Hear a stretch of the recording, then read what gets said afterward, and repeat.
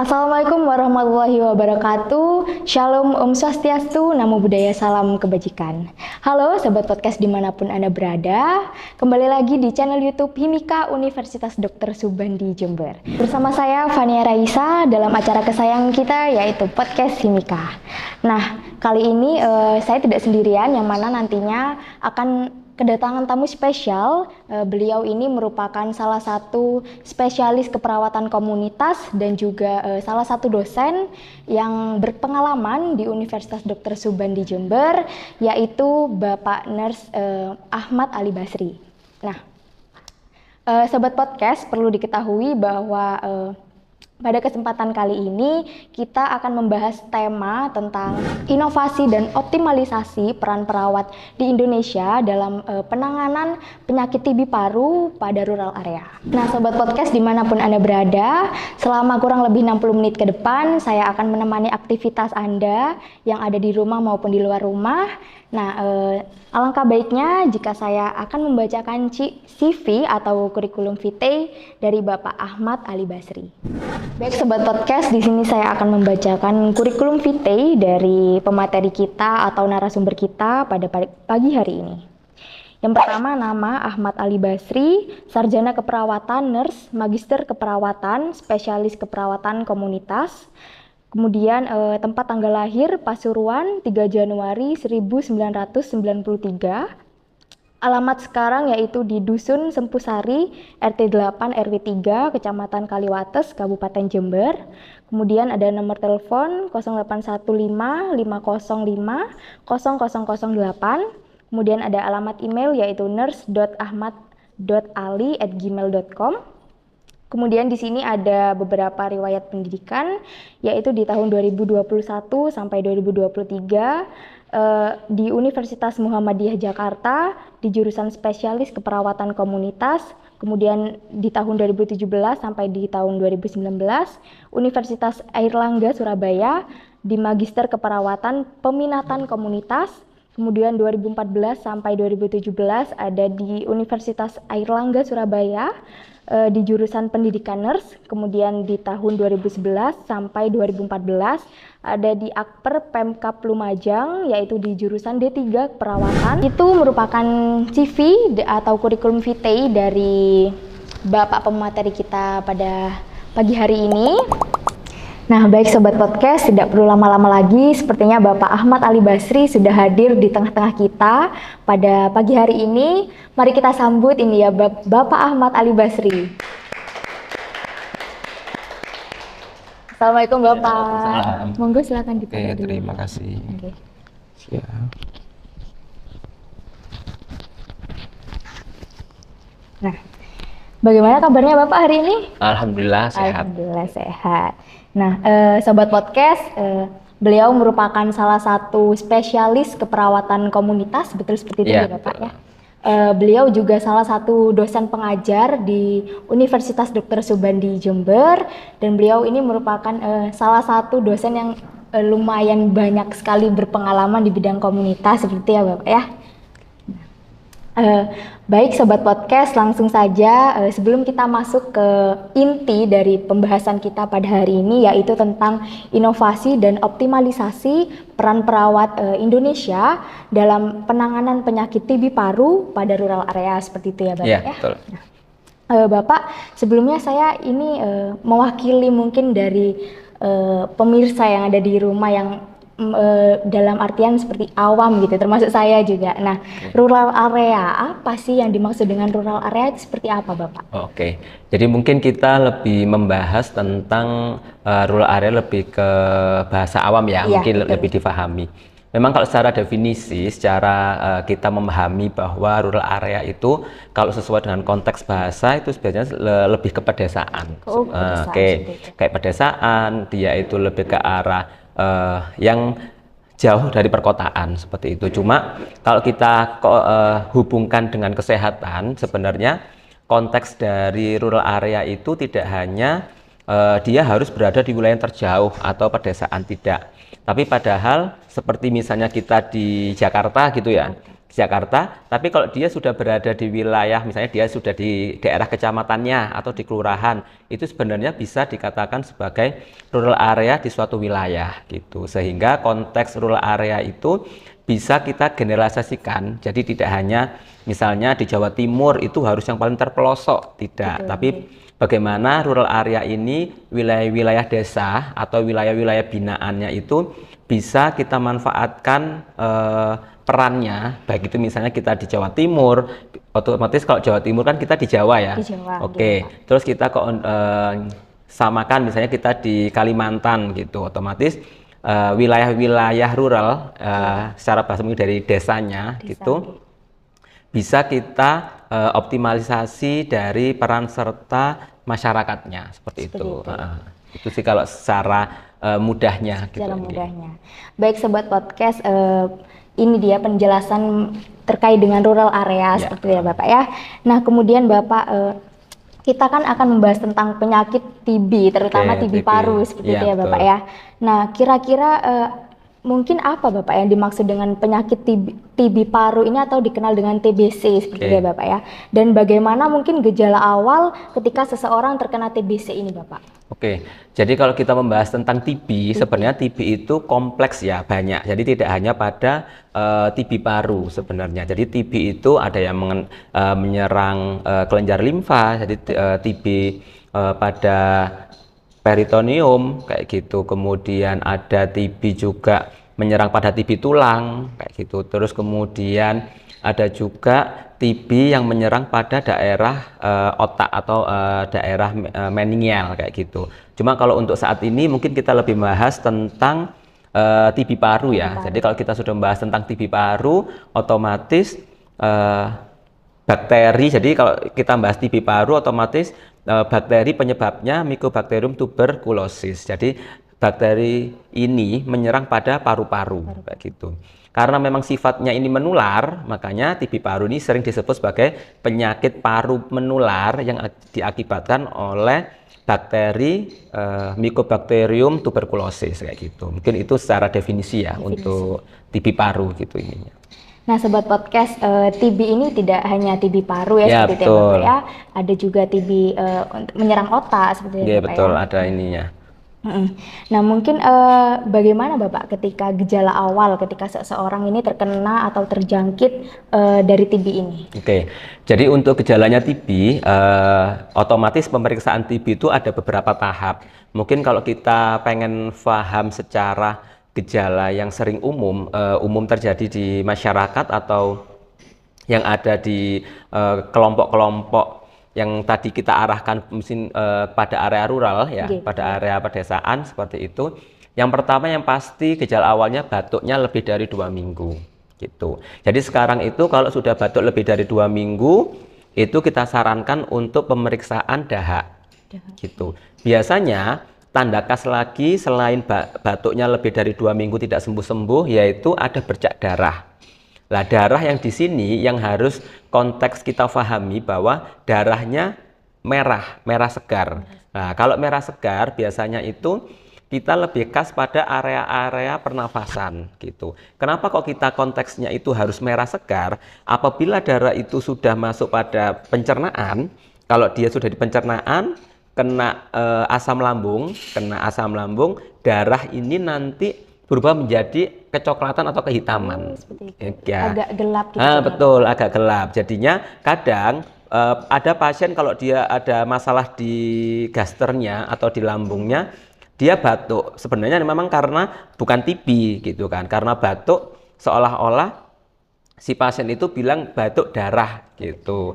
Lah padahal yang dikeluarkan darahnya warna coklat gitu ya, kehitaman. Lah ternyata setelah dicek ternyata bukan TB, tapi karena itu tadi. Tapi sebagai khasnya itu biasanya batuk lebih dari 2 minggu, kemudian warna ada darah bercampur darah itu biasanya warnanya merah segar ya ininya. Kemudian biasanya demam, kemudian disertai malam itu berkeringat. Jadi berkeringat dingin itu malam hari.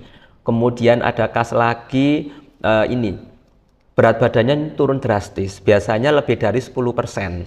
seperti itu. Oke, jadi berat badannya biasanya langsung turun drastis, lebih dari 10% biasanya dalam kurun waktu 1 sampai 3 bulan itu langsung drastis turunnya. Kemudian disertai lemah kayak gitu, kemudian nafsu makan itu biasanya berkurang, nafsu makannya berkurang, sehingga si pasien secara kondisi umum pasti terlihat sangat lemah sekali itu. Mungkin kalau ada gejala-gejala seperti itu, segera untuk datang ke fasilitas pelayanan kesehatan tingkat pertama, mungkin ke puskesmas untuk pemeriksaan dahak yang pertama, seperti itu. Kemudian kalau memang dari gejala itu sudah dicurigai bahwa si pasien atau warga yang berada di rural area ini sudah mengarah pada gejala TB paru itu, nanti kalau di puskesmas nanti ada pemeriksaan nama ini sputumnya, jadi dahaknya yang dites. Dalam tanda kutip, biasanya orang-orang batuk itu air ludahnya yang dikeluarkan, tapi padahal itu yang harus dahaknya. Itu nanti kalau sudah di puskesmas atau di fasilitas pelayanan kesehatan dia dites dahak gitu. Biasanya ada sewaktu pagi sewaktu nanti. Jadi waktu datang diperiksa, kemudian waktu pagi hari sama waktu datang lagi itu diperiksa dahaknya bagaimana nanti hasil BTA-nya. Biasanya kalau hasil BTA-nya positif berarti menandakan si pasien itu positif. Yang perlu diketahui sekarang di puskesmas, makanya sekarang kita membahas rural area, tidak perlu takut harus ke rumah sakit, enggak. Di puskesmas sudah banyak tersedia untuk labnya, biasanya pakai TCM namanya. Jadi lab dahaknya itu dicek dari alat TCM tadi itu.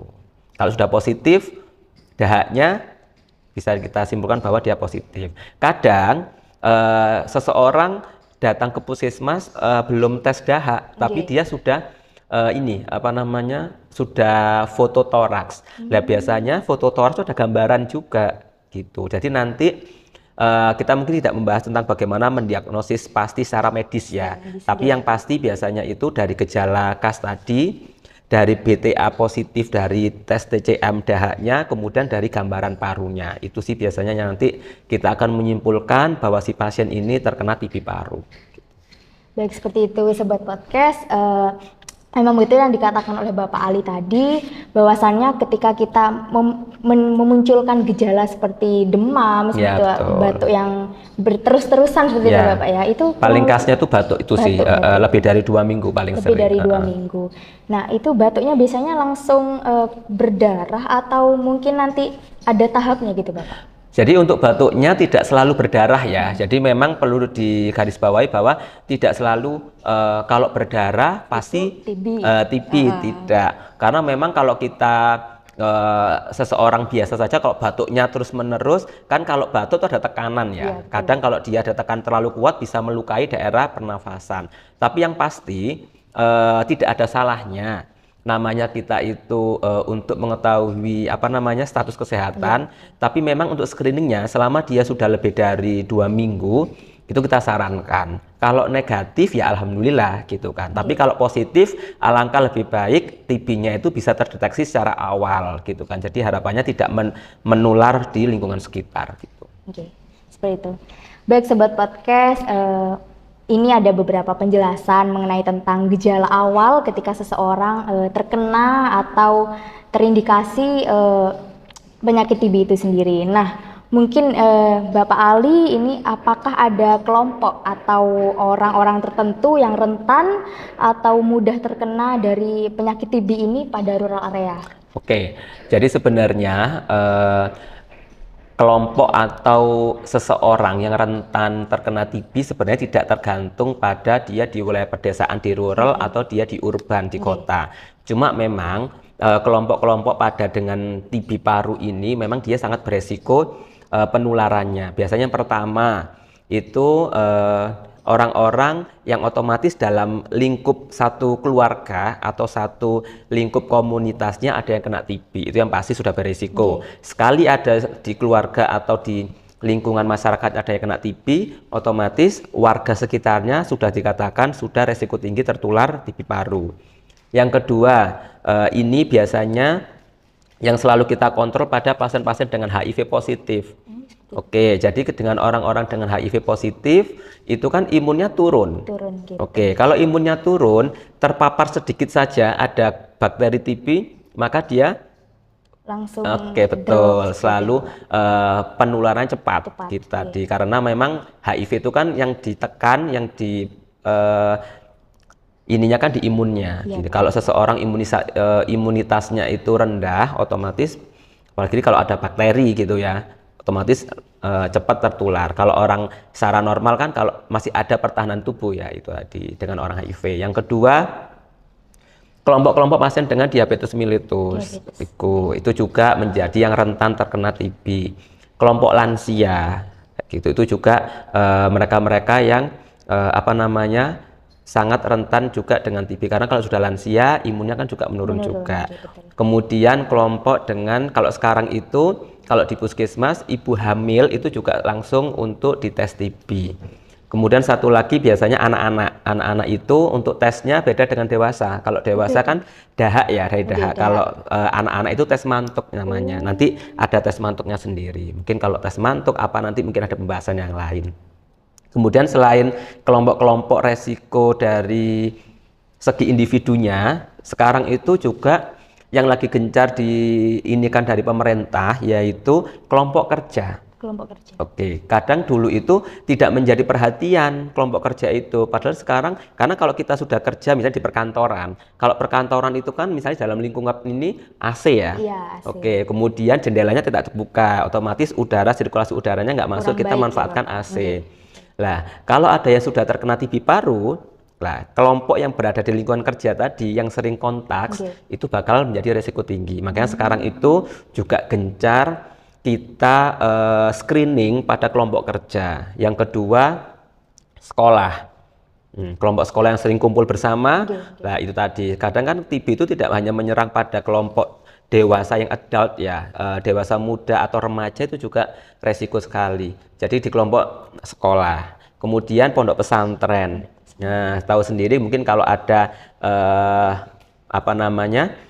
Kelompok-kelompok atau remaja atau intinya yang dia berada di pondok pesantren tidur bareng satu tempat tidur. Biasanya satu tempat tidur diisi mungkin kalau yang lebih konvensional tidak membedakan mana pondok pesantren konvensional atau yang modern ya, tapi pasti mereka dalam satu kamar pasti diisi beberapa orang. Lah, satu kamar berapa. Kemudian waktu mereka berinteraksi saat mengaji bersama itu kan sering kontak. Lah, maka dari itu sekarang sasaran yang beresiko terkena TB itu sangat luas. Makanya sekarang pemerintah sangat memperhatikan kasus TB berbasis masyarakat tadi. Makanya cocok dengan tema kali ini yaitu tentang rural area. Kayak gitu. Seperti itu Bapak ya. Baik Sobat Podcast, itu tadi merupakan beberapa kelompok atau orang-orang yang beresiko terkena TB atau tuberkulosis. Nah, mungkin Bapak bagaimana sih cara pengobatan TBC ini pada terutama pada rural area? Oke. Jadi sebenarnya untuk pengobatan TB paru kalau kita membahas tentang pengobatannya secara medis ya, secara medis untuk di rural area maupun di urban itu sebenarnya tidak ada beda karena itu sudah menjadi standar nasional dari Kementerian Kesehatan. Jadi yang pasti pengobatannya dibagi menjadi dua. Yang pertama ini tahap utama yaitu fase intensifnya. Jadi fase intensif itu biasanya pada 2 bulan pertama. Jadi pada 2 bulan pertama fase awal ini, fase awalnya itu si pasien biasanya kalau kita paham obat TB di luar sana biasanya warnanya merah. Warnanya merah, gampangannya kalau kita bahas secara orang awam ya. Jadi obatnya itu merah. Jadi kita kalau bilang ke pasien, Pak, nanti obat merah ini gitu diminum selama 2 bulan. Gitu. Itu harus rutin gitu Bapak? Ya, jadi kalau obat yang merah itu nanti dosisnya sesuai dengan berat badan.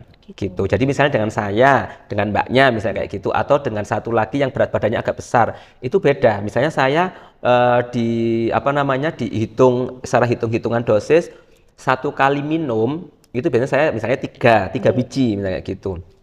Dan mungkin mbaknya mungkin dengan berat badannya agak di bawah saya mungkin 2 biji.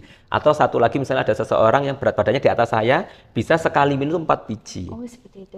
Makanya hal inilah yang kadang kurang diedukasi ke masyarakat bahwa loh saya minum obatnya kok banyak. Kok yang satu pasien sama-sama kena TB mereka hanya minum 2 biji. Tapi kenapa saya kok 4 gitu. Beda gitu tadi. Jadi memang pengobatannya tadi berbeda-beda. Jadi yang pertama fase awal ini 2 bulan. Minumnya setiap hari. Nggak boleh putus itu ya? Nggak boleh putus setiap hari. Jadi memang kalau untuk isinya tuh banyak ya, mulai dari vampisin dan lain-lain. Mungkin kita secara medis tidak begitu mendalam di sana. Mungkin kita lebih ke arah tadi itu bagian pengobatan secara umumnya. Kemudian yang kedua setelah fase awal ini ada fase lanjutan. Fase lanjutan ini biasanya selama 4 bulan gitu. Biasanya kondisi tertentu dia bisa sampai mundur, bisa sampai 4 sampai 6 bulan kayak gitu. Biasanya sampai seseorang nanti ada tahapnya lagi. Jadi nanti setelah minum obat nanti ada hasil di lab lagi gitu. Kalau fase lanjutan ini dia 1 minggu itu minum 3 kali gitu. Itu berarti sudah awal udah menempuh obatnya yang pertama habis gitu. Dia harus tuntas dulu di fase awal selama 2 bulan tadi yang setiap hari. Kemudian setelah 2 bulan yang minum setiap hari, dia lanjut pada fase lanjutan. Fase lanjutan ini obatnya berubah, yang semula merah sekarang jadi warna kuning. Kuning. Iya, makanya kita kalau pada orang awam tidak begitu, Pak, fase lanjutan apa enggak? Kita tanya, Pak, sekarang tahapnya minum obat warna kuning gitu, diminumnya seminggu 3 kali. Nanti petugas kesehatan akan bekerja sama dengan pasien gitu untuk menentukan harinya. Misalnya hari Senin, Kamis, Sabtu gitu, atau Senin, Kamis, Minggu. Ya Senin, Kamis, Sabtu biasanya kayak gitu. Jadi selama seminggu itu ada 3 kali, tapi tergantung pasiennya gitu. Dengan catatan bahwa obat ini itu efektif diminum sebelum makan. Jadi biasanya sebelum sarapan itu pasien minum dulu setengah jam sebelum makan, itu minum setengah sampai 1 jam sebelum makan gitu. Tapi kadang setengah jam itu minum obat dulu baru sarapan gitu. Kenapa tidak disarankan malam hari? Takut lupa. Iya, biasanya kan kebanyakan ngantuk kan, betul. Jadi sudah ngantuk dulu, jadinya lupa gitu. Makanya kita sarankan seperti itu. Jadi nanti banyaklah ininya, bagaimana metodenya dalam untuk meningkatkan kepatuhan dari pasien ini. Bapak, mungkin dari penonton setiap podcast Himika ini ya, mungkin apakah penyakit TB ini bisa disembuhkan, Bapak? Oke, nah ini yang perlu kita ketahui bahwa penyakit TB bisa sembuh. Kita pastikan bisa sembuh selama si pasien mengikuti regimen terapi dari tenaga kesehatan. Jadi penyembuhan penyakit TB itu tidak hanya pada pengobatan, namun kita buat secara kompleks. Yang pertama itu secara pengobatannya, yang kedua secara nutrisinya, oke, yang ketiga ini dari segi lingkungannya. Jadi kalau segi pengobatan itu pasti, dan ini wajib minum obat teratur, gitu kan. Setiap hari kalau di fase awal dan 3 kali selama seminggu di fase lanjutan itu harus habis. Dan sesuai dengan konteks dan sesuai dengan saran dari petugas kesehatan. Karena nanti kalau kita tidak membahas masalah kayak ada kasus MDR TB ya, jadi kayak pasien TB yang dia itu resisten gitu, atau fase pasien TB yang ternyata setelah pengobatan masih ada yang positif gitu. Nah itu nanti kita bahas lagi. Yang kedua, nutrisinya, karena memang pada pasien dengan TB paru banyak bakteri di dalam tubuhnya, metabolisme meningkat, sehingga apa? Badannya cepat turun tadi itu, karena metabolisme di dalam tubuhnya meningkat, banyak bakteri dan lain-lain, sehingga asupan nutrisinya dengan diet tinggi kalori, tinggi protein, itu yang kita sarankan. Kemudian yang terakhir lingkungan.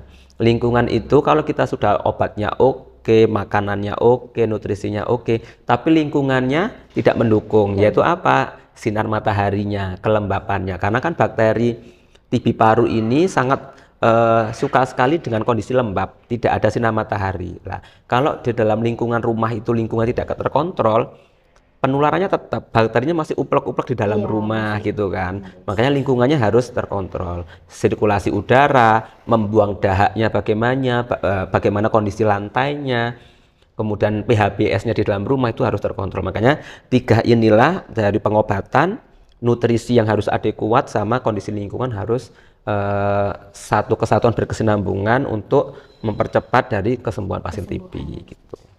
Baik Sobat Podcast, memang penyakit TB ini bisa dan sangat bisa disembuhkan dengan cara melengkapi 3 itu tadi ya Bapak ya. Nutrisi yang harus dijaga, kemudian ada lingkungan yang harus sesuai dengan untuk menurunkan tingkat pertumbuhan dari bakteri dari TB itu sendiri. Dan kemudian yang terakhir ada Pengobatannya itu wajib kalau wajib. pengobatan. Itu fardu ain kalau Fardu ininya. Oke. Baik Bapak, mungkin ini Bapak ada pertanyaan, apakah ada perbedaan pengobatan antara pasien TB paru dan TB lainnya Bapak? Oke. Kalau kita memang membahas bagaimana pengobatannya antara TB yang TB paru, TB tulang, TB yang menyerang otak atau menyerang kelenjar saluran limfoidnya tadi itu, jadi memang itu pasti ada perbedaannya. Tapi memang kita karena kita membahas tentang TB paru, maka kita spesifik pada pengobatannya tadi itu. Kita paling tidak 6 sampai 8 bulan secara tuntas. Kalau pengobatan TB yang lain ini biasanya waktunya lebih panjang.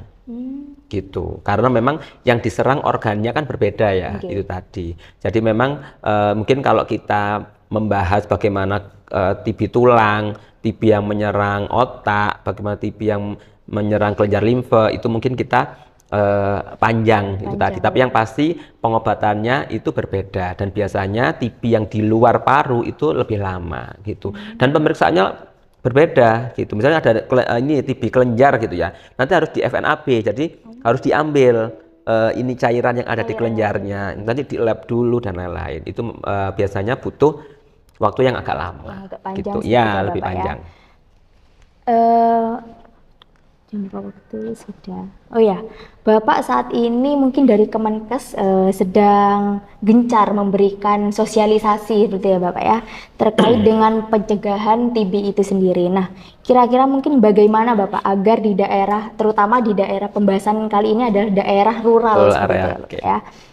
Bagaimana orang-orang yang ada di tempat daerah rural ini mendapatkan informasi terkait dengan pencegahan TB itu sendiri, Bapak? Oke, jadi memang sekarang pemerintah lagi menggencarkan penata laksanaan TB paru berbasis masyarakat, gitu. Jadi memang tak lepas bahwa peran serta masyarakat itu sangat dibutuhkan oleh penyelesaian kasus TB tadi. Jadi memang untuk pencegahannya, kalau kita mulai dari keluarga ya, otomatis dari keluarga. Yang pasti kita harus mematuhi bagaimana PHBS dalam rumah tangga. Karena ada 10 poin PHBS dalam rumah tangga. Kemudian kalau dalam rumah tangga yang pasti sesuai dengan protapnya, ini misalnya pakai masker, membuang dahaknya, tadi saya jelaskan harus di tempat yang benar dan tertutup, harus tertutup. Jadi misalnya kita kalau buang dahak, batuk, dan ditaruh di kreseknya nggak boleh terbuka, harus tertutup gitu. Atau kalau kita buang itu harus tempat pembuangnya harus ada desinfektannya gitu. Jadi misalnya kita buang dahak, taruh di baskom gitu ya, baskomnya harus terisi desinfektan. Jadi dahaknya masuk desinfektan biar apa? Biar mati bakterinya. Karena kalau nggak gitu bakterinya kan bisa betul. Atau buang dahaknya dia di WC ya, mohon maaf, dibuang langsung di saluran yang mengalir di WC-nya tadi itu, langsung disiram kayak gitu. Kemudian dari lantainya harus bersih, itu yang pasti. Cahaya matahari harus masuk. Kemudian kalau kita di tempat tidur, alas tidurnya, bantal itu harus dijemur. Gitu. Karena itu salah satu kalau lembab, jadi di kamar tidur kan lembab ya. Itu sebagai tempat untuk betul, berkembang tadi itu. Itu dari segi keluarga. Biasanya kalau dalam satu keluarga itu ada yang kena TB paru, itu keluarga kalau ada anak kecil itu ada pengobatannya. Jadi kalau anak-anak itu minum obat untuk mencegah. Mungkin kalau membahas tentang TB paru mungkin kita ada sesi lagi TB paru pada anak ya. Jadi biasanya itu si anak itu nanti dikasih obat, ada nanti obatnya sesuai dengan berat badannya juga untuk mencegah penularan. Gitu. Kemudian keluarga juga gitu, ada terapi untuk pencegahan. Itu kalau dari segi keluarga ya. Jadi yang pasti kalau ada anak kecil harus datang ke puskesmas atau pelayanan kesehatan atau rumah sakit, nanti dites mantuk. Dites itu kalau dia negatif berarti dia minum obat pencegahannya.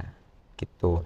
Itu kalau dari segi di dalam keluarga, otomatis yang lingkup yang paling kecil. Kalau dalam masyarakat kita perlu namanya bantuan dari lintas sektor.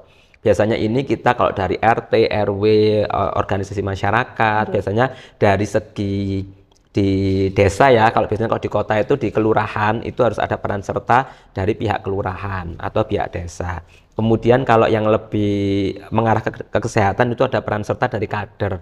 Nah, kader kesehatan ini harus kita suluh, kita berikan penyuluhan, kemudian masyarakat itu harus kita berikan penyuluhan, mulai dari penjelasan tentang TB itu bagaimana, agar masyarakat bisa menghindari dan menjaga diri yang pasti. Yang kedua, kalau masyarakat itu tahu apa itu TB paru, penanganannya bagaimana, masyarakat bisa menjadi antisipasi buat dirinya dan keluarganya dan masyarakat. Dan yang tidak perlu penting, tidak kalah pentingnya yaitu kalau masyarakat sudah tahu bahwa TB itu bisa sembuh, nah ini mengurangi stigmanya. Kadang masyarakat ini ya stigmanya negatif ya dengan TB paru, pasien TB paru, malah pasiennya dijauhi. Nah makanya dengan adanya pencegahan ini tadi, otomatis dengan penyuluhan dan pemberdayaan di masyarakat, itu harapannya masyarakat tahu, paham tentang apa yang harus dilakukan sehingga tidak menimbulkan efek negatif tadi itu. Jadi si pasien juga merasa diterima, selain diterima oleh keluarga juga diterima oleh masyarakat. Gitu ya. Oke, baik Sobat Podcast, ini ada pertanyaan lagi Bapak. Beberapa waktu lalu saya sempat mendengar berita bahwa pemerintah akan mengadakan program eliminasi TB di tahun 2030. Nah, mungkin maksud tujuan dari program tersebut itu seperti apa, Bapak? Oke, jadi memang program pemerintah itu selalu terukur ya. Jadi kita kalau memberikan program itu selalu ada, misalnya kita kalau kemarin itu eliminasi kusta, eliminasi frambusia kayak gitu. Itu selalu ada target tahunnya. Jadi harapannya pemerintah di tahun 2030 itu penyelesaian atau masalah TB itu bisa tuntas gitu. Penularannya sudah selesai, kemudian yang sakit terobati semua sehingga TB ini bisa tereliminasi. Bisa harapannya 0 kasus, 0% kasus gitu kan. Nah, dari program inilah pemerintah itu banyak mencanangkan program-program misalnya TOS TB. TOS TB itu jadi temukan, obati sampai sembuh. Jadi TOS TB. Jadi temukan, obati sampai sembuh. Nah, ini sekarang TOS TB itu kita tingkatkan dengan peran serta masyarakat. Nah, salah satu program untuk eliminasi ini yaitu dengan TOS TB tadi itu. Jadi untuk meningkatkan pencegahan, penata laksanaan dari TB paru. Yang sebelumnya itu hanya kita stay di pelayanan kesehatan, sekarang harus jemput bola. Harus datang, kita itu harus mencari screening. Nah, screening tadi itu peran serta dari kader kesehatan, kemudian dari lintas sektor tadi itu. Banyak peran serta masyarakat yang mendukung tercapainya dari TOS TB ini untuk eliminasi kusta, eliminasi TB 2030.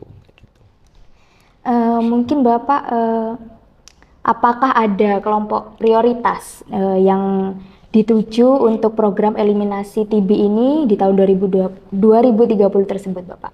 Oke, jadi untuk prioritas yang tadi saya jelaskan tidak ada prioritas khusus untuk pengobatan TB paru. Semua kita samakan.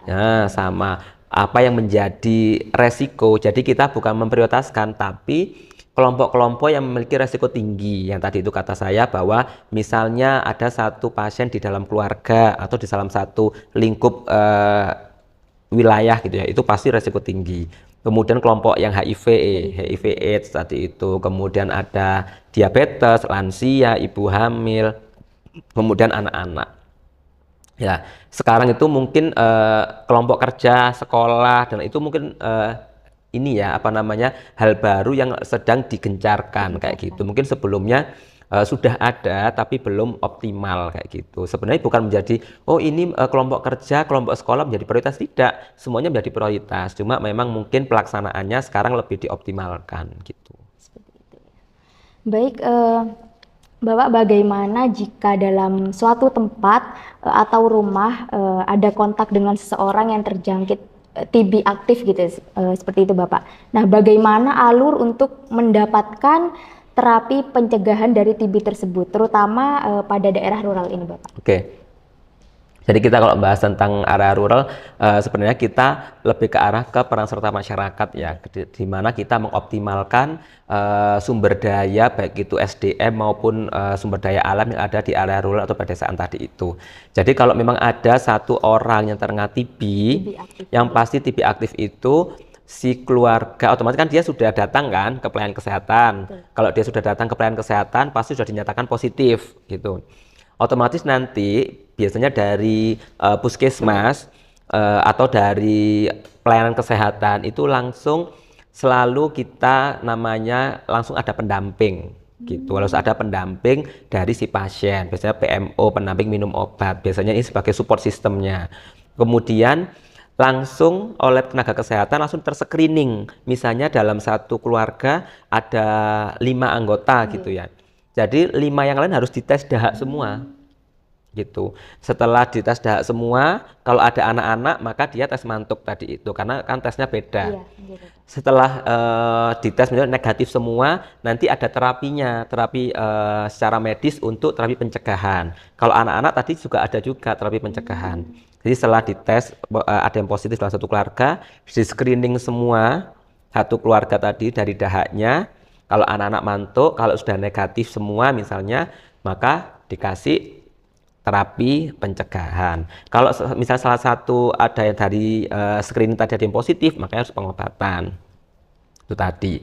Setelah itu, nanti dari tenaga kesehatan yang ada di puskesmas atau di pelayanan kesehatan, kalau dia dekat dengan wilayah binaan ada kader kesehatan, nanti kader kesehatannya sebagai perpanjangan tangan dari tenaga kesehatan yang ada di puskesmas. Nanti ada kontrol dari tenaga kesehatan dan kader. Nanti biasanya ada kunjungan rumah untuk follow up. Gitu.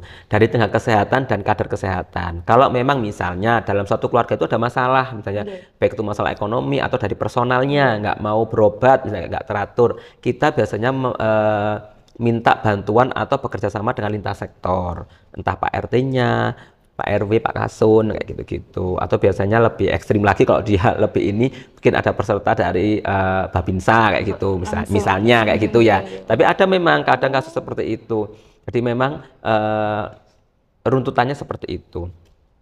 Yang pasti nanti harus tes dahak dulu untuk yang pasti untuk menegakkan diagnosanya. Kalau memang masih kurang yakin, tapi ada gejala nanti disuruh foto toraks untuk lebih meningkatkan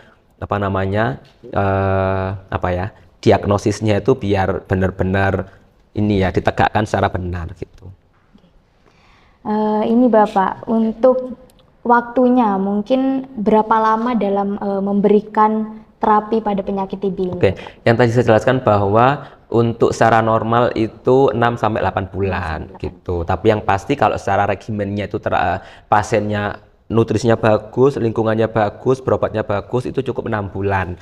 2 bulan di fase awal yang minum obat merah tadinya setiap hari, kemudian 4 bulan di fase lanjutan yang warna obatnya kuning. Kalau kita bahas secara awam ya ininya. Jadi kalau memang pasiennya berobatnya baik, nutrisinya baik, lingkungannya baik, harapannya 6 bulan bisa selesai gitu. Tapi memang ada beberapa kasus bisa sampai perpanjang sampai 8 bulan kayak gitu. Atau kalau memang ada ini kasus tertentu ya, tidak semuanya. Misalnya ada memang pengobatannya gagal, itu ada terapi lain. Mungkin itu nanti kita bahas lagi selain TB anak, kemudian TB MDR itu banyak lagi karena nanti pembahasannya kompleks. Nanti kalau minum obat ada lagi misalnya TB, minum obatnya dia nggak cocok dengan minum obat TB, itu ada namanya suntik.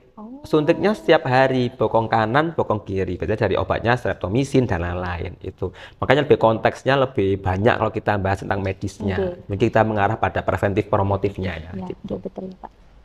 Ini Bapak ada pertanyaan bahwa pengobatan pada pasien TB ini diwajibkan minum obat TB tepat waktu. Nah, bagaimana jika pasien memiliki efek samping dari obat tersebut, Bapak? Mungkin mungkin ada sesuatu atau ada tips yang perlu dilakukan, Bapak? Oke, kalau memang kita berbicara tentang tips atau hal-hal yang perlu kita lakukan, mengarah pada judul kita yaitu inovasi ya. Memang sebagai tenaga kesehatan yang ada di rural area, kita harus memiliki inovasi tertentu terhadap keluhan dan efek samping dari obat. hampir lebih dari 80% pasien minum obat TB selalu memiliki gejala di awal. Mual, badan nggak enak, kadang itu muncul ruam-ruam merah. Tapi itu lumrah gitu. Itu lumrah memang. Makanya itu edukasi awal harus dijelaskan. Biasanya pasiennya mual gitu. Kayak enek gitu ya ininya. Terus kadang sampai merah. Kadang pasiennya malah lemes. Makanya orang-orang awam yang kita tidak jelaskan, loh, saya ini loh sakit berobat, kok malah sakit lah. Kalau kita nggak menjelaskan lah, biasanya kondisi-kondisi ini biasanya di awal pengobatan sampai 2 minggu lah kayak gitu. Harapannya setelah 1 bulan itu lebih dari 2 minggu si pasien sudah comfort, sudah nyaman. Nah, kalau kita bahas dari judul ini tadi bahwa inovasi dan kondisinya di rural area, kalau kita membaca rural area, kita berarti sesuai dengan kalau kita bahas tentang penciri dari Subandi ya, Rumah Universitas Dr. Subandi, bahwa rural area itu kita menggolongkan menjadi 4. Yang pertama sebagai ini tadi, health literasinya, kita harus paham tentang health literasinya sebagai tadi itu sebagai tips atau inovasinya. Yang kedua, selain itu kita harus peka budayanya, bagaimana kebiasaan-kebiasaan yang ada di masyarakat. Karena kita nggak bisa ada pasien positif TB langsung harus ini, itu nggak boleh. Pasti kita harus peka dulu sama budayanya. Yang ketiga, kita harus paham dulu bagaimana hal-hal yang bisa kita berdayakan atau yang tadi kita manfaatkan dari segi sumber daya alam maupun sumber daya manusianya. Jadi mungkin kalau kita lebih umum mungkin lebih bahas tentang komplementernya. Apa-apa bahan-bahan alami yang ada di wilayah rural bisa dimanfaatkan. Dan yang terakhir ini sebagai perawat kita harus secara entrepreneurnya, bagaimana kita harus memberikan caringnya, jadi pelayanannya mungkin dari praktek mandiri atau mungkin dari home care, home visit dan lain-lain. Mungkin saya agak berbicara agak panjang di sini karena ini menjadi keyword dari inovasi di daerah ruralnya. Jadi yang pertama, meskipun kita berada di rural area, ini kan kalau orang-orang pasti underestimate bahwa kita di pedesaan, bukan seperti itu. Bahwa di rural area ini kita harus paham tentang health literasi. Kalau secara umum itu orang-orang di desa misalnya secara awalnya diberikan penyuluhan, diberikan pemberdayaan, kita secara bahasa kasarnya kayak dicekoin. Ceramah, dijelaskan, kita mendengarkan, kemudian kita menerapkan. Nah, kita harus paham bahwa selain di hal tadi itu, pendidikan kesehatan dan pemberdayaan, kita juga harus paham tentang health literasi tadi itu. Di mana health literasi itu mulai dari bagaimana kemauan kita itu untuk mengakses. Jadi kita harus mengakses dulu, bagaimana kita harus mencari informasi-informasi. Nah, ini yang membedakan dari pendidikan kesehatan tadi. Kalau pendidikan kesehatan kita kan langsung langsung dikasih tahu, kita langsung ini loh harus ini. Lah, kalau literasi kita sebagai perawat atau masih perawat ini tadi di rural area, health literasi harus bagus, harus mencari tahu dulu, harus aktif. Setelah aktif mencari tahu berbagai sumber, jurnal, internet, buku, berita dan lain-lain, bagaimana kita memahaminya, gitu. Bagaimana sebagai perawat kita harus memahami tentang materi yang kita cari tadi. Otomatis kita khususnya pada TB paru. Setelah kita paham bagaimana mengimplementasikannya, gitu, bagaimana menerapkannya, gitu. Lah, kemudian setelah kita mencari tahu, paham, mengimplementasikan dan bagaimana peran serta dari efek yang ditimbulkan setelah kita mencari tahu, mengimplementasikan tadi itu, sehingga kita paham apa yang dilakukan. Harus dilakukan. Betul. Setelah kita health literasinya bagus, berlanjut pada peka budayanya. Dari health literasi tadi itu kita paham, kita cari tahu bagaimana di area rural tadi itu budaya-budaya apa yang menjadi kelebihan dan kekurangan, gitu tadi. Jadi misalnya mbaknya berada di wilayah Jember gitu ya. Mungkin Jember khasnya itu banyak jagung kayak gitu, petani jagung. Kemudian banyak tembakau kayak gitu. Lah, nanti mbaknya dari literasi tadi itu kita harus paham budayanya di masyarakat sini ternyata banyak petani jagung. Lah, mungkin kita bisa alternatifkan bahwa kalau dia enak makan nasi, karena kan orang dengan TB paru gampang enak ya makannya itu. Nyoba sih kalau pakai jagungnya itu dipakai puding atau dipakai apa gitu. Nah, untuk meningkatkan asupan kalorinya itu kan harus tinggi kalori, tinggi protein tadi. Kemudian misalnya kalau mbaknya mungkin berada di area Lamongan, Gresik sana, di sana banyak lele, banyak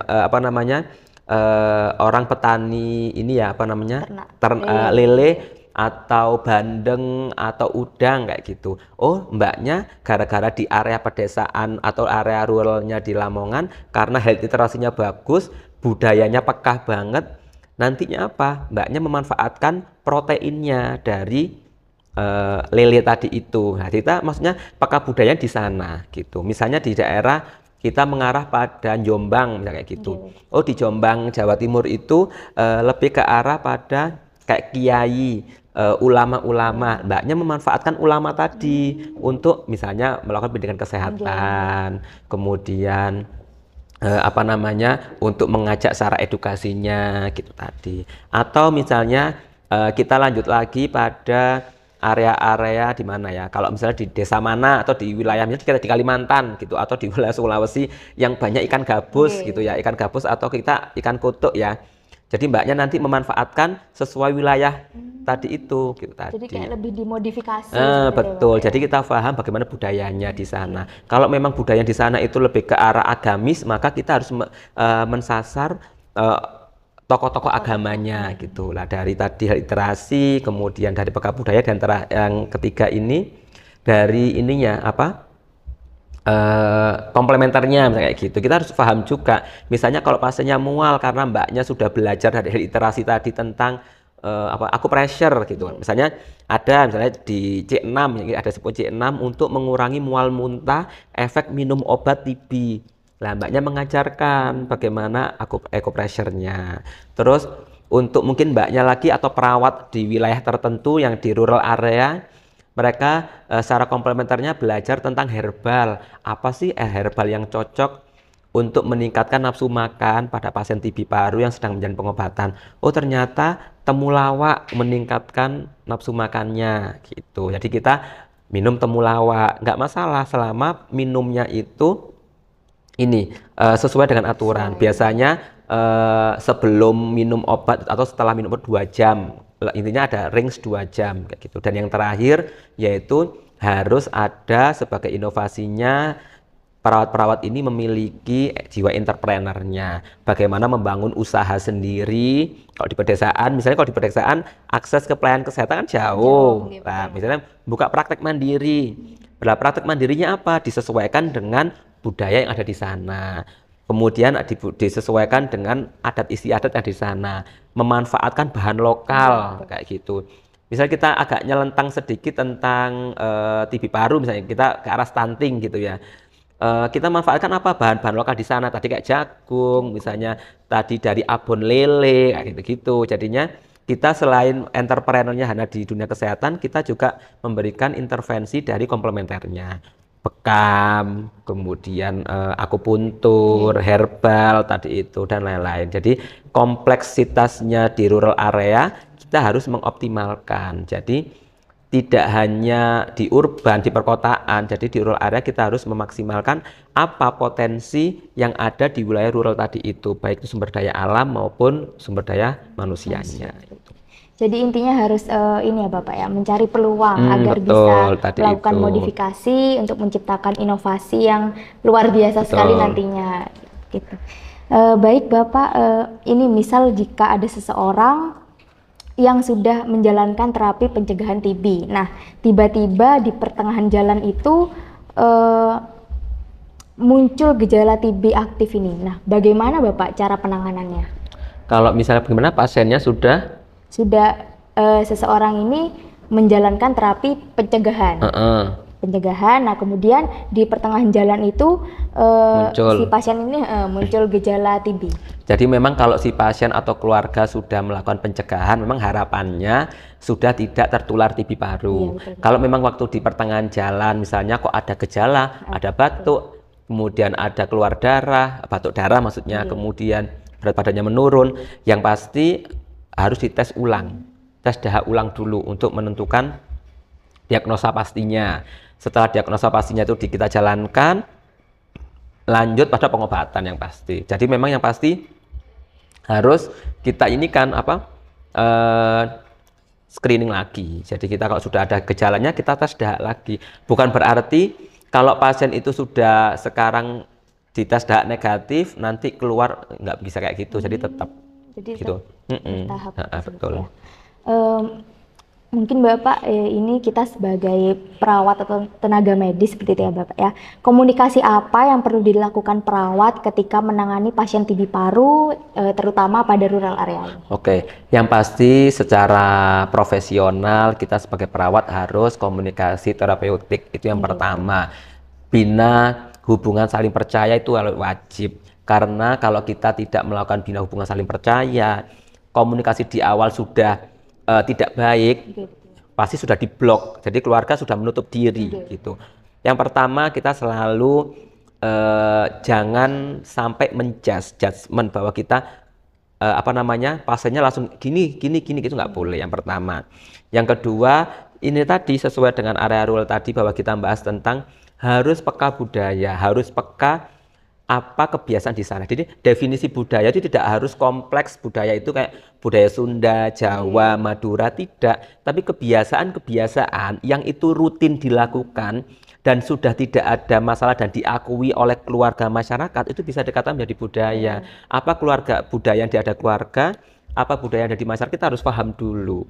Jadi komunikasi tadi itu harus kita dalami, karena kalau nggak gitu kita ditolak gitu tadi. Yang tadi itu bahwa lah minum obatnya seperti ini gitu. Mungkin harus sesuaikan dengan budaya. Misalkan kalau kita di Madura atau di daerah apa yang berarti kita memang mungkin pendekatannya pakai bahasa Madura, atau kalau di sana mungkin ada budaya tertentu yang harus kita dalami, kita harus dalami dulu. Jadi selain memang komunikasi terapeutik, hubungan saling percaya, memang kita harus tahu budaya yang ada di sekitar sasaran kita.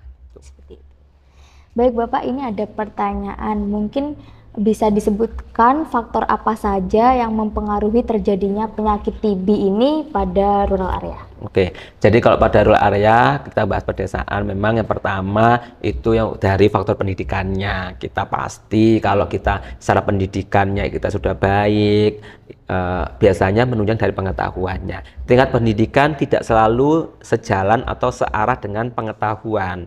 Karena kalau pengetahuan itu bisa, kalau tingkat pendidikan kan selalu diikuti atau dilakukan dari pendidikan secara formal. Betul. Tapi kalau kita tingkat bagaimana pengetahuannya, kita bisa melalui penyuluhan tadi itu atau pendidikan informal, apapun itu ininya. Jadi yang tadi selain tingkat pendidikannya, pengetahuannya tadi, kemudian bagaimana budaya yang ada di lingkungan, betul budayanya, kemudian bagaimana dukungannya. Kalau misalnya kita sudah mencegah, tapi lingkungannya nggak mendukung, nah kan sama saja kan itu tadi.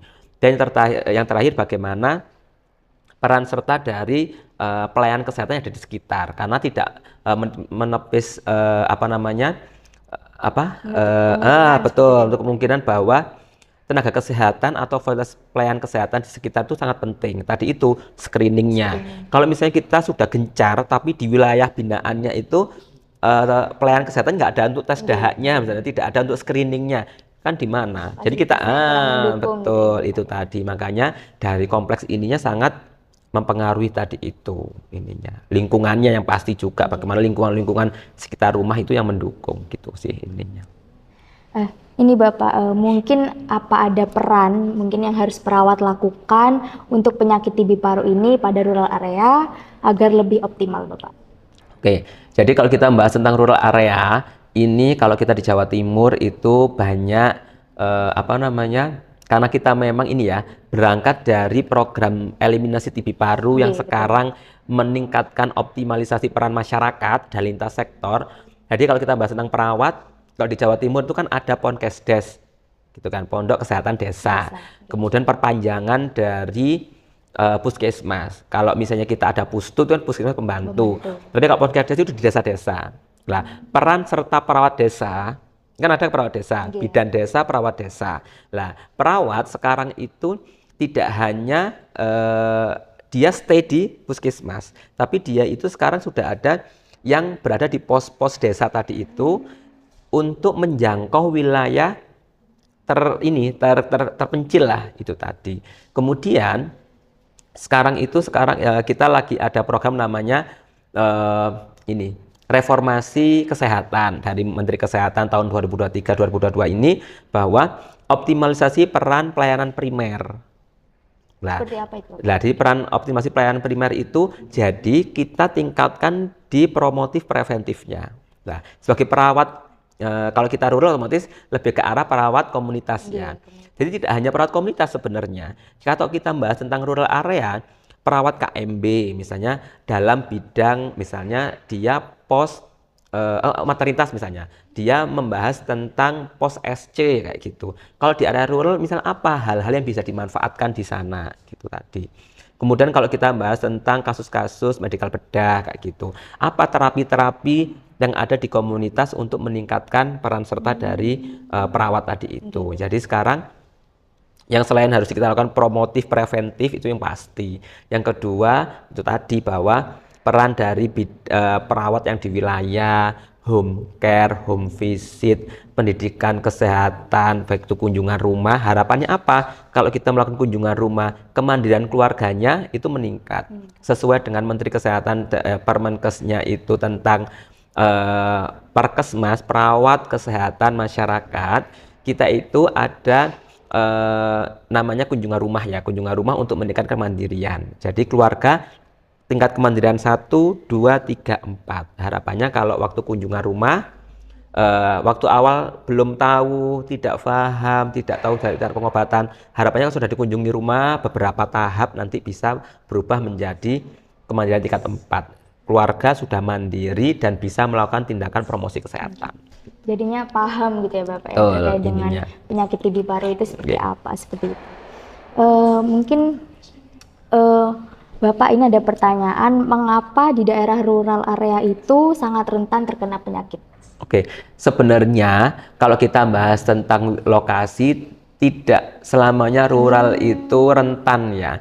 Saya waktu praktek kemarin di Jakarta, bertepatan di Puskesmas Kemayoran, ternyata di kota itu kalau kita sudah agak minggir sedikit di ininya, jadi kayak discover dari Jakarta itu, wilayah menurut saya malah semakin kok kasus TB paru semakin tinggi resikonya. Karena kalau di kota itu kan rumahnya mepet-mepet. Iya, mepet-mepet.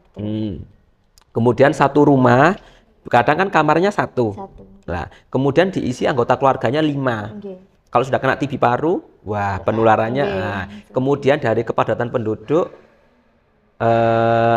bahwa ininya itu kalau padat penduduk akses untuk ke masyarakatnya itu kan lebih padat ya, itu tadi. Kemudian pembuangan limbahnya, sampah dan lain-lain. Jadi sebenarnya kalau di area rural area sebenarnya dari lingkungannya gitu. Jadi kalau kita membahas tentang rural area, kita membahas tentang bagaimana kondisi lingkungannya. Biasanya yang sering kita resiko kok bisa dia resiko tinggi. Biasanya tadi dari segi pengetahuannya itu tadi, bagaimana mengkondisikannya. Kemudian kalau kita mengarah pada TB paru, biasanya ini kita berefek pada lingkungan kondisi rumahnya. Kadang kan kalau di pedesaan itu tanahnya masih dari tanah. Kalau orang batuk kena TB paru, dia membuang dahaknya di tanah.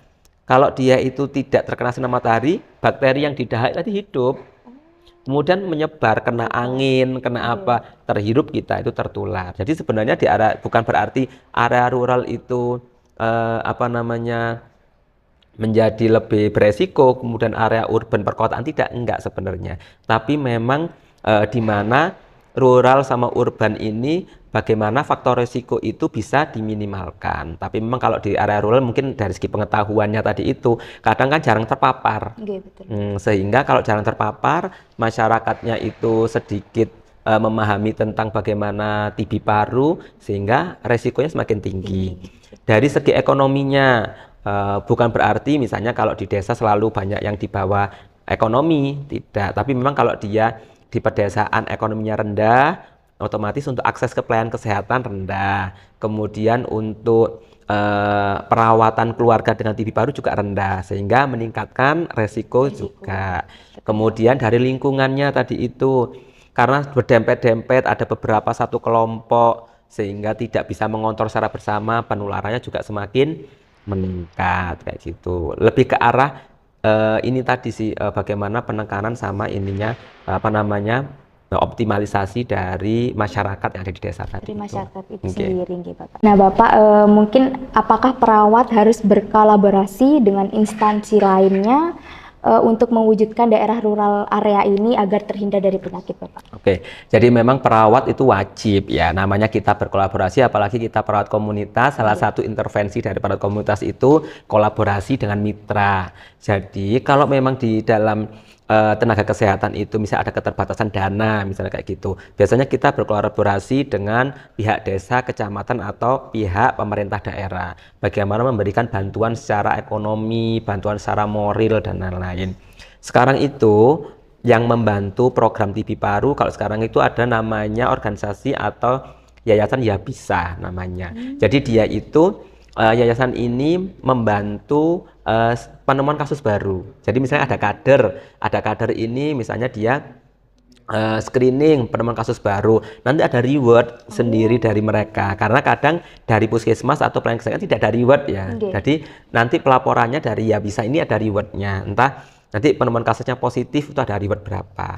Dulu itu ada namanya Aisyah kalau nggak salah, itu sama, kalau ada kader kesehatan melakukan penyuluhan kesehatan itu ada rewardnya, dibantu mungkin menyediakan makanan ringannya, kemudian ada apa medianya, membantu untuk ke masyarakat tadi, untuk sasarannya tadi itu. Jadi itu sangat penting banget, kalau memang ada mitra yang sekiranya bisa menunjang kegiatan kita bantu.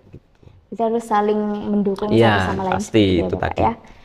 Baik, Bapak, mungkin kesulitan apa yang sering perawat dan pasien hadapi ketika berada pada daerah rural, Bapak? Oke, jadi kalau pada area rural kita lebih ke arah pada tadi itu budaya sama kebiasaan di area tadi itu. Kadang beberapa orang menganggap TB itu kan kayak kutukan, atau TB itu penyakit yang sangat mematikan. Jadi dari keluarga nggak mau didiagnosis itu, jadi kita ditolak langsung. Kita mau kunjung rumah, enggak, saya nggak sakit seperti itu gitu. Jadi kita sudah ada penolakan kayak gitu. Takut duluan. Kemudian kesulitan lagi stigma dari masyarakat. Kalau ada pasien TB pasti kan dijauhi. Jadi waktu kita kunjungan pasti pasien tanya, Pak jangan bilang ya kalau kena TB, jangan ini. Jadi kita aksesnya kan lebih sulit. Mau screening ke lingkungannya pasti tanya, loh ngapain saya dites TB, dites dahak, kok tiba-tiba mau bilang itu loh tetangganya ada kena TB, kan nggak mungkin.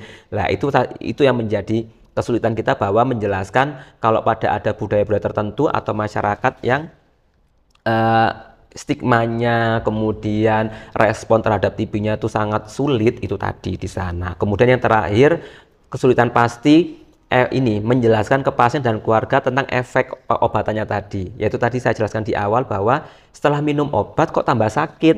Nah itu tadi yang kita harus terus memberikan support, bahwa ayo nggak boleh putus obat, semangat. Emang efeknya seperti itu, nanti lama-lama akan menurun dan nanti bisa convert badannya. Jadi penyakit TB ini terkadang menjadi momok tersendiri. Betul, seperti itu, Bapak, ya. Nah mungkin ini Bapak, apakah ada peran penting keluarga dalam menangani kasus TB paru ini, terutama pada anak usia remaja? Oke, kalau peran keluarga sebenarnya tidak hanya pada kasus TB paru remaja, dewasa, anak, tidak. Peran keluarga itu sangat penting pada konteks agregat apapun, karena keluarga yang memberikan dukungan ya, support system dukungan keluarga itu sangat penting. Karena kalau si pasien sudah berusaha untuk pengobatan patuh, tapi kalau keluarga tidak mendukung, nah itu tadi. Kemudian peran keluarga juga menjadi pendamping minum obat. Kalau pasiennya lupa, keluarga yang mengingatkan. Otomatis PMO internal, jadi PMO ada internal ada eksternal. Kalau PMO internal itu keluarga yang di dalam rumah. Tapi kalau PMO eksternal untuk mengingatkan minum obat itu ada kader, ada lintas sektor atau petugas kesehatan.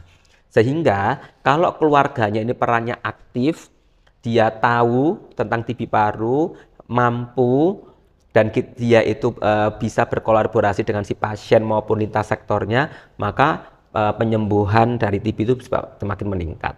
Gitu. Baik, mungkin di sini ada beberapa pertanyaan yang sudah di input dari Instagram beberapa waktu lalu, Bapak.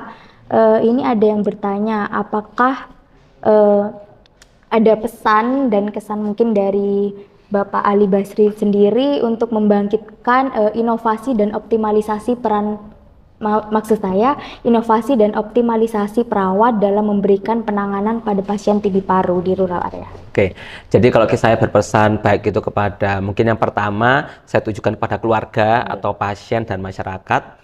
Yang pasti yang pertama jangan takut untuk periksa dahak. Itu yang pasti, jangan takut. Karena kalau kita sudah takut, otomatis tidak bisa mengetahui apa dia itu positif TB atau tidak. Yang pasti itu, jangan takut. Apa sih beratnya untuk tes dahak gitu ya. Jadi kalau sudah negatif, alhamdulillah. Kalau positif, dia bisa apa? Mencegah penularannya. Jadi keluarga sekitar bisa aman. Kemudian kalau dari segi keluarga, pesan saya, berikan dukungan semaksimal mungkin pada si pasien. Pasien itu tidak hanya dari fisik yang mengalami cobaan ya, tapi secara psikologis harus minum obat setiap hari, makan nggak enak, tidur nggak enak, betul. Makanya dukungan keluarga itu harus penting. Dan untuk tenaga kesehatan sendiri, harapan saya selalu bersemangat dan anggap ini ibadah, bahwa kita untuk penemuan kasus baru tadi itu bahwa screening harus gencar.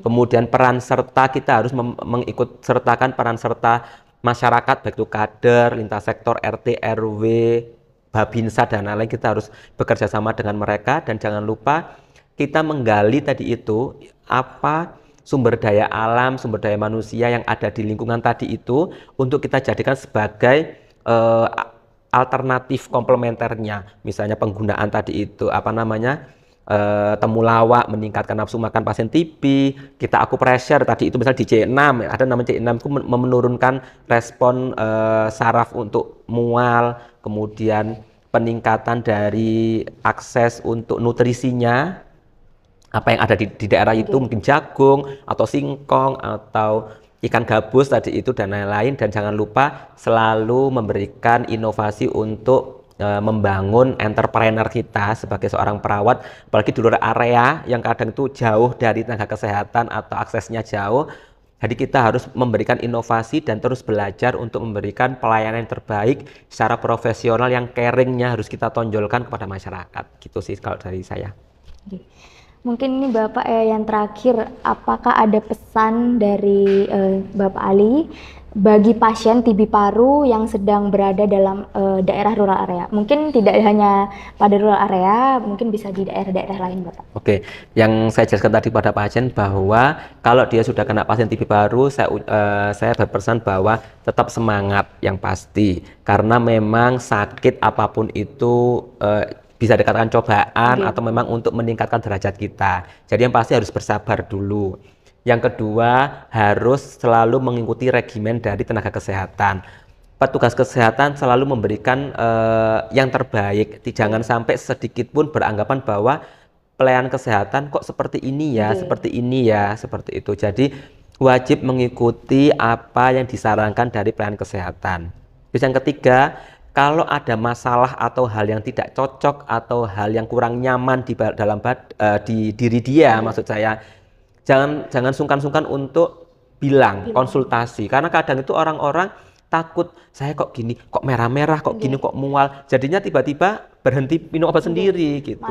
Ini Bapak self diagnosis. Nah, betul, self diagnosisnya nih. Padahal itu kan salah kan. Lah, harapannya kalau ada masalah apapun itu langsung bilang. Kalau misalnya sungkan, nggak enak, bilang langsung ke pelayan kesehatan, ke petugas kesehatan, ke keluarga boleh. Ke keluarga nggak nyaman, ke kader kesehatan boleh. Nggak ke kader kesehatan, mungkin ke Pak RT-nya, Pak RW atau temannya. Harus ada punya support system di sana. Dan yang pasti harus tetap berusaha, harus bersabar, dan yakin bahwa TB paru, sekali lagi saya bilang, TB paru bisa sembuh.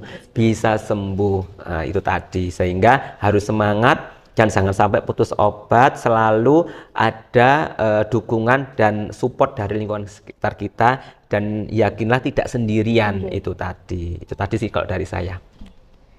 Nah, baik sobat podcast, tak terasa waktunya sudah cukup panjang ya Bapak ya, karena kita Kayak kurang ya Mbak sebenarnya. Iya, kurang sepertinya.